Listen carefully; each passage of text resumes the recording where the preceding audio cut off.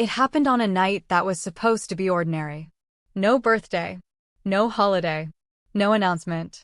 Just one of those family dinners that exist for no real reason except to remind everyone who belongs and who doesn't. I remember standing just inside the doorway, the smell of food still heavy in the air, my plate warm in my hands. The dining table was already crowded, voices overlapping, chairs pulled close together. People were talking over each other the way families do when they're comfortable, when they assume everyone in the room has a place. I waited. Not because I was unsure, but because I expected someone to notice me. Someone always did before. A chair would scrape back slightly. Someone would say, "Move over," or "We can make space." This time, no one did. I shifted my weight from one foot to the other, still holding the plate, still standing there. My sister was laughing at something my father had said. My mother was reaching for a serving spoon, already halfway into another conversation. I cleared my throat softly. That's when my mother looked up. She didn't seem angry. She didn't even seem irritated. Her expression was calm, practical, the same look she used when correcting someone gently but firmly. She glanced at me, then at the table, and said, "This table is for family." For a moment, I thought I'd misheard her. Not because the words were unclear, but because they didn't fit the situation. They felt misplaced, like something said out of context. I waited for her to laugh. Or add something. Or explain. She didn't. Instead, she nodded toward the back of the house and said, "You can sit outside." Outside. The word landed heavier than the sentence before it. I felt every sound in the room dip for half a second, not into shock, but into awareness. Everyone heard it. No one reacted. It was the kind of silence that passes quickly because no one wants to be the one to break it. My father didn't look at me. My sister didn't pause her smile. Someone reached for a glass and took a sip like nothing unusual had been said. I smiled automatically. A small, instinctive smile. The kind you give when you don't want to make things awkward. When you don't want to be accused of overreacting. I nodded once. "Okay," I said quietly. I turned around and walked toward the back door, my plate still balanced carefully in my hands. I remember noticing how steady my steps were. No shaking. No rush. I didn't drop anything. I didn't stumble. I pushed the door open and stepped outside. The air was cooler. The light from the kitchen spilled out briefly before the door closed behind me. I sat down on a plastic chair near the wall and rested the plate on my knees. Through the open window, I could hear the conversation start up again. Laughter. Someone making a joke. Forks scraping against plates. The sound of family resuming without me. No one came to check on me. No one asked if I was okay. I sat there alone, eating slowly, listening to the voices drift in and out like background noise. And as I did, I realized something uncomfortable. This didn't feel shocking. It felt familiar. Not the exact words, but the meaning behind them. I'd felt this distance before. In smaller ways. Quieter ways. The way you feel when your opinion is ignored. When plans are made without you. When your presence is tolerated, not welcomed. This time, they'd just said it out loud.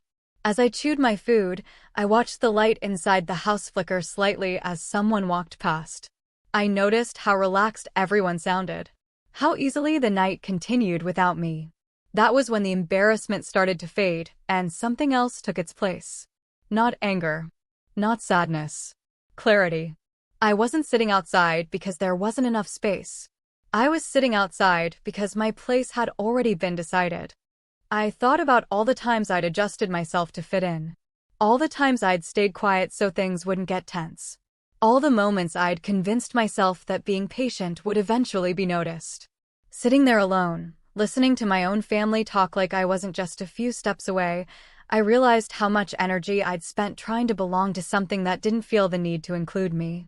And then another thought followed, quieter, but heavier. This wasn't the first time they'd treated me like this. It was just the first time they didn't soften it. I finished eating and set the plate aside. I didn't rush back inside. I stayed there longer than necessary, watching the yard grow darker, listening to the laughter rise and fall. Something inside me settled. Not resignation. Not defeat. Decision. Because the truth was, this night wasn't the beginning of anything. It was confirmation. I had already started pulling back long before that dinner. I'd already stopped sharing certain things. Already started imagining what my life might look like without constantly checking where I stood with them. They didn't know that yet. They thought this moment would embarrass me into silence, into compliance, into shrinking. What they didn't realize was that I'd already decided to stop fighting for space at a table that never made room for me. And as I sat there alone, with the sounds of my family drifting through the open window, I understood something clearly for the first time. That night wasn't about where I sat. It was about where I was finally willing to stand. My name is Hannah. For a long time, I told myself that what happened that night was just one moment taken out of context. Families say things they don't mean. People get tired. Tempers slip. I wanted to believe that explanation, because the alternative meant admitting something I'd avoided for years. Growing up, I was never the loud one in our family. I wasn't the child who demanded attention or filled silence with noise. I learned early how to read a room, how to wait, how to listen before speaking. My parents used to describe me as easy, responsible, mature for my age. At the time, I thought those were compliments. My sister, on the other hand, was different. She was expressive, confident, sometimes impulsive. She took up space without apologizing for it. When she spoke, people listened. When she pushed boundaries, it was brushed off as personality. The difference between us was never announced. It didn't need to be. It showed up in small, everyday moments that were easy to ignore until they weren't.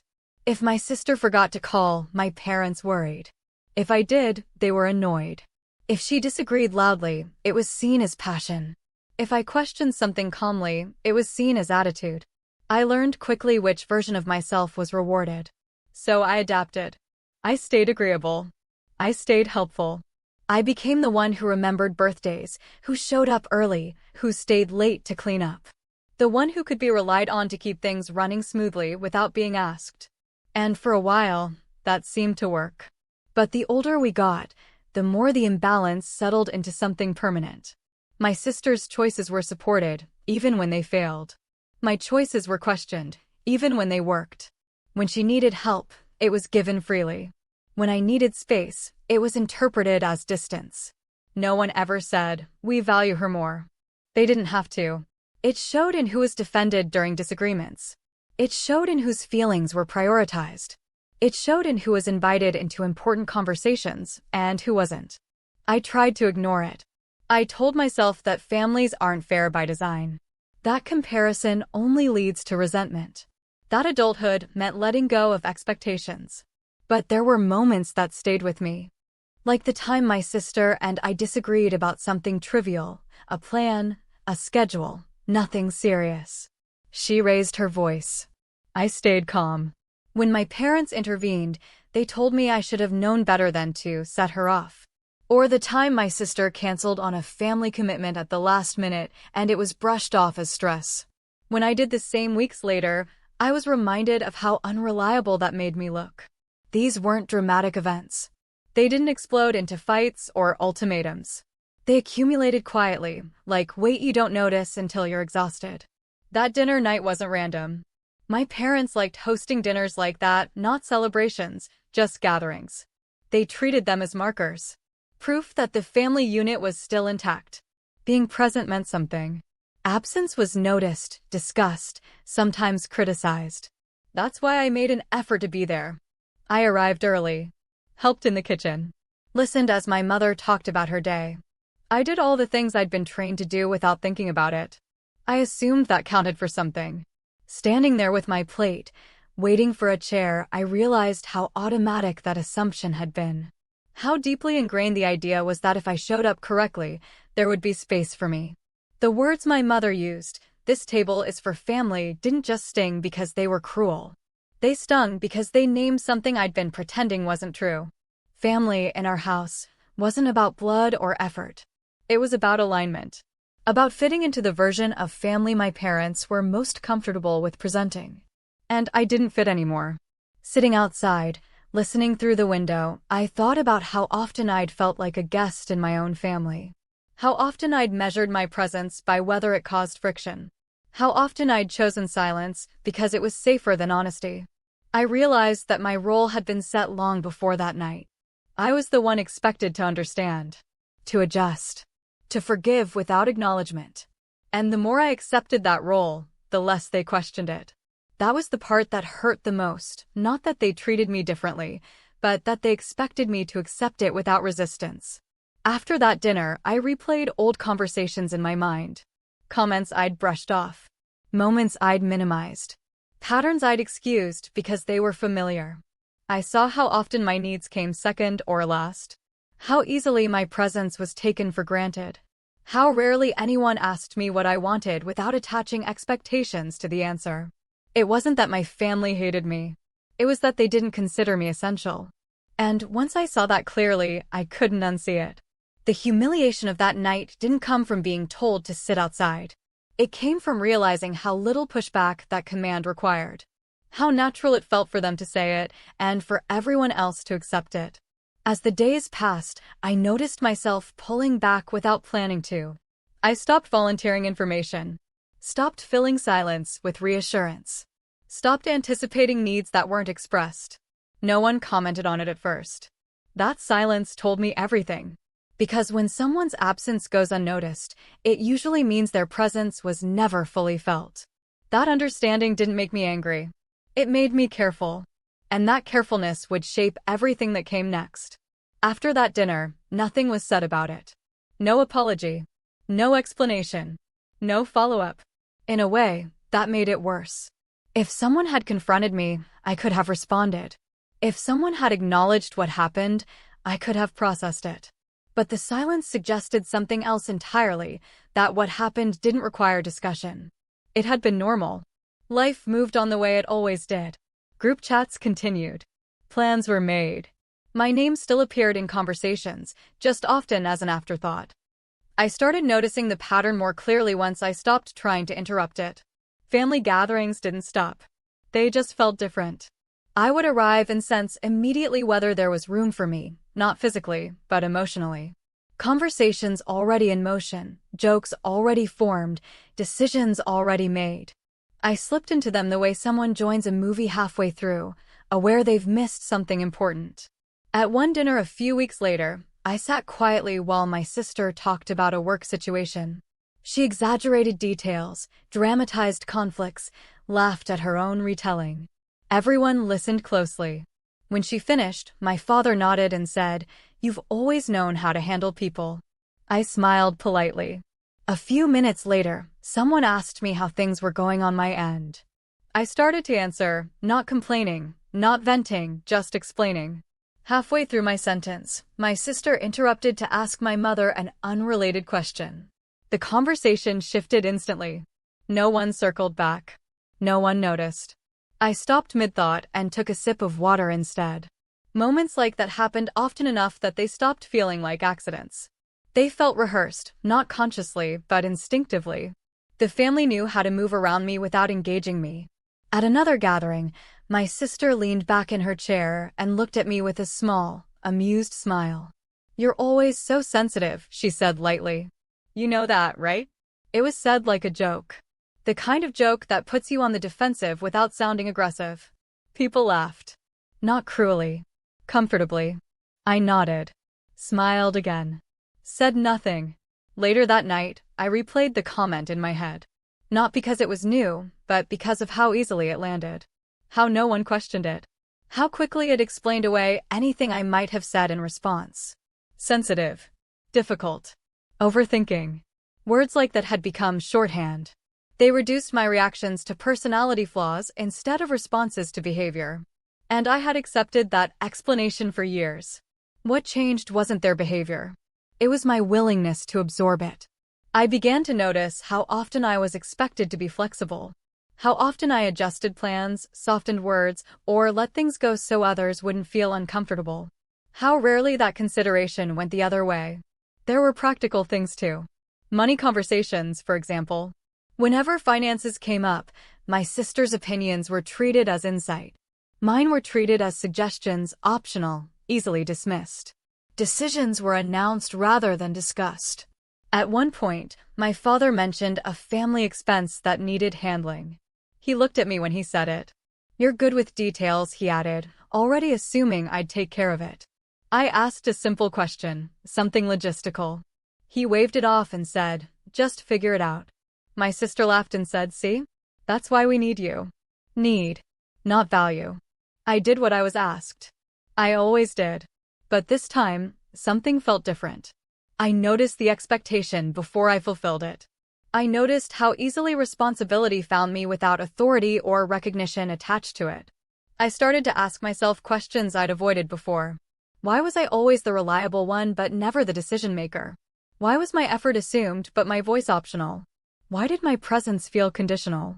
The answers weren't flattering to them or to me.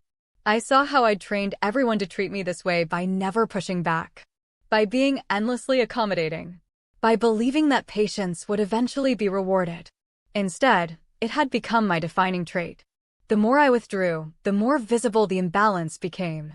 When I stopped reminding people about dates or plans, things were forgotten. When I stopped smoothing over tension, it lingered uncomfortably. When I stopped anticipating needs, small problems surfaced. And that was when the comments started. You seem distant. You don't call as much. You've changed. They said it with concern, but there was an edge to it, confusion mixed with expectation. Like something in the system wasn't working properly anymore. One afternoon, my mother called and asked for help with some paperwork. She spoke quickly, efficiently, already listing tasks before I could respond. I listened quietly. When she finished, I said, I can't do that right now. The pause on the line was longer than usual. She asked why. I said I had other commitments. She sighed, then said, You've really changed, Hannah. I didn't argue. Because she was right. I had changed. Not in the way she meant, not colder, not selfish, but clearer. I was starting to see the cost of always being available, always being agreeable, always being the one who made things easier for everyone else. That realization was uncomfortable, but it was also grounding. If you've ever been treated like background noise in your own family, like someone who fills gaps but doesn't shape direction, you understand how exhausting that role can be. You don't realize how heavy it is until you stop carrying it. There were moments of doubt. Moments where I wondered if I was overreacting, if I was being unfair, if my silence was creating the distance I felt. But then something would happen, another interruption, another assumption, another casual dismissal, and the pattern would assert itself again. The clarity returned. I started leaving gatherings earlier. I stopped lingering. I stopped staying behind to help clean up. I stopped explaining why. No one stopped me. No one asked. That was the loudest confirmation of all. There was a night I sat in my car after leaving my parents' house, hands resting on the steering wheel, engine still off. I wasn't crying. I wasn't angry. I was tired. Tired of translating myself. Tired of shrinking. Tired of waiting for acknowledgement that never came.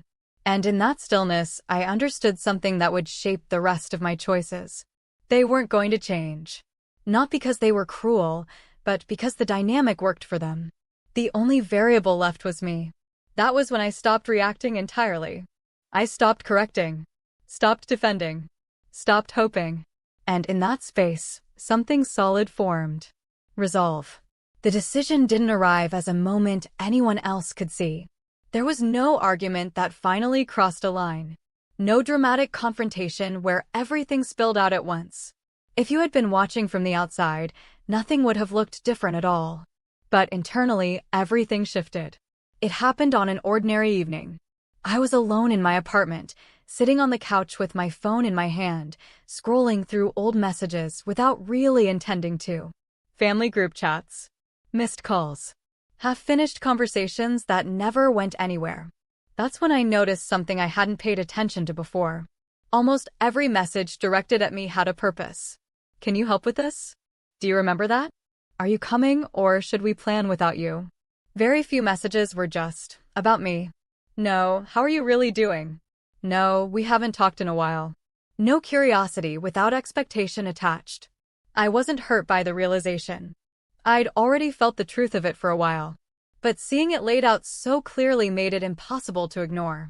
I wasn't being pushed away. I was being managed. Kept close enough to be useful. Kept distant enough to remain quiet. And once I saw that, the choice became obvious. If I wanted something to change, I couldn't keep performing the same role and expect a different outcome. So I stopped filling the gaps. When plans were made without my input, I didn't ask why. When decisions were announced, I didn't offer opinions. When invitations came late, I declined politely. Not to prove a point. Not to make anyone uncomfortable. But because I was done negotiating my place. The silence that followed was revealing. At first, no one reacted. Days passed. Then weeks. My absence didn't cause concern, it caused inconvenience. My sister noticed first. She mentioned casually that I hadn't been around much. Asked if I was busy with something. I said I had a lot going on. She nodded and moved on. My parents noticed next. My mother commented that I seemed distant. My father asked if everything was okay. I told them I was fine. And I was. For the first time, I wasn't carrying the emotional responsibility of the family. I wasn't monitoring moods or smoothing over awkward moments. I wasn't anticipating needs that hadn't been expressed. I felt lighter. I didn't announce boundaries. I didn't explain myself. I just stopped offering more than I was given. And that's when I saw the difference clearly. They didn't miss me. They missed what I provided. The organization. The reliability. The quiet emotional labor. Without it, things felt less seamless. Conversations felt shorter. Plans felt heavier. The structure they'd relied on without acknowledging suddenly had gaps. Still, no one addressed it directly. That told me something important. They were uncomfortable with the shift, but not enough to change how they treated me. That was the turning point. Not when they embarrassed me. Not when they dismissed me. But when I accepted, fully and calmly, that my worth in that family had limits I couldn't control. And instead of fighting those limits, I stepped outside them. I started building routines that didn't involve waiting for validation. I spent time with people who asked questions and listened to the answers. I sat at tables where my presence didn't need justification. I noticed how different it felt to speak without being interrupted, to be considered without proving usefulness, to exist without explanation. That contrast was impossible to ignore. There were moments of guilt, not because I'd done something wrong, but because I'd been trained to feel responsible for everyone's comfort. Walking away from that role felt unfamiliar. But unfamiliar didn't mean wrong. It meant honest. And in that honesty, I made a quiet promise to myself. I would no longer shrink to fit a version of family that didn't include me fully. I would no longer stay silent to keep peace that only benefited others. I didn't need confrontation to confirm that decision. I just needed to live differently. And once I did, there was no going back. The distance didn't create a confrontation. There was no dramatic phone call. No explosive argument where everything finally came out. No moment where someone admitted fault or asked me to explain myself. Instead, there was confusion. My parents started reaching out more often, but not in the way I expected. The messages weren't apologies. They weren't questions about how I was feeling. They were observations. "We don't see you much anymore. You haven't been coming by. You're always busy lately." I responded calmly. Briefly. I didn't defend myself. I didn't explain my choices. I didn't justify the space I was taking. At one point, my mother said, "It feels like you've pulled away." I nodded and said, "I have." She waited, as if expecting more. There wasn't any. That silence unsettled her more than any argument would have. My sister tried a different approach. She joked about it. Asked if I was punishing everyone. Said things like, "You're really holding on to that dinner thing, huh?" I told her I wasn't punishing anyone. I was just choosing differently. That answer seemed to frustrate her more than anger ever could. There was nothing to push against. Nothing to debate. No emotion to redirect. The dynamic shifted slowly, almost imperceptibly. Without my quiet compliance, small things started slipping. Plans felt less organized. Responsibilities piled up awkwardly. Conversations stalled where I used to smooth them over. Not because I was essential, but because I'd been reliable. And once that reliability was no longer freely available, its absence was felt. I wasn't invited to that table again. And for the first time, that didn't hurt. I stopped measuring my worth by how often I was included. I stopped waiting for acknowledgement that might never come. I stopped replaying conversations in my head, wondering what I could have said differently. Instead, I focused on building a life where my presence wasn't conditional. I spent time with people who didn't need me to earn my seat. People who listened without interrupting. People who didn't confuse silence with weakness or kindness with obligation. I noticed how different it felt to exist without bracing myself. Looking back now, I understand something I couldn't see then. That night outside wasn't the moment I lost my place in my family. It was the moment I stopped fighting for it. I didn't walk away because I was angry. I didn't pull back to make a point. I stepped away because I finally understood that belonging shouldn't require endurance. If you've ever been made to feel invisible by the people who were supposed to see you the most, you know how quiet that kind of pain is. How easy it is to question yourself instead of the pattern. And you also know how powerful it feels to stop explaining. I didn't get an apology. I didn't get closure in the way movies promise, with tears and confessions and everything neatly resolved. What I got was something steadier. Peace. The kind that comes from no longer negotiating your worth. The kind that comes from choosing where you sit, even if that means leaving the table entirely. If stories like this feel familiar, you're not alone.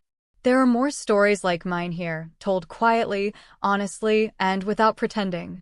And if nothing else, I hope this reminds you of something simple.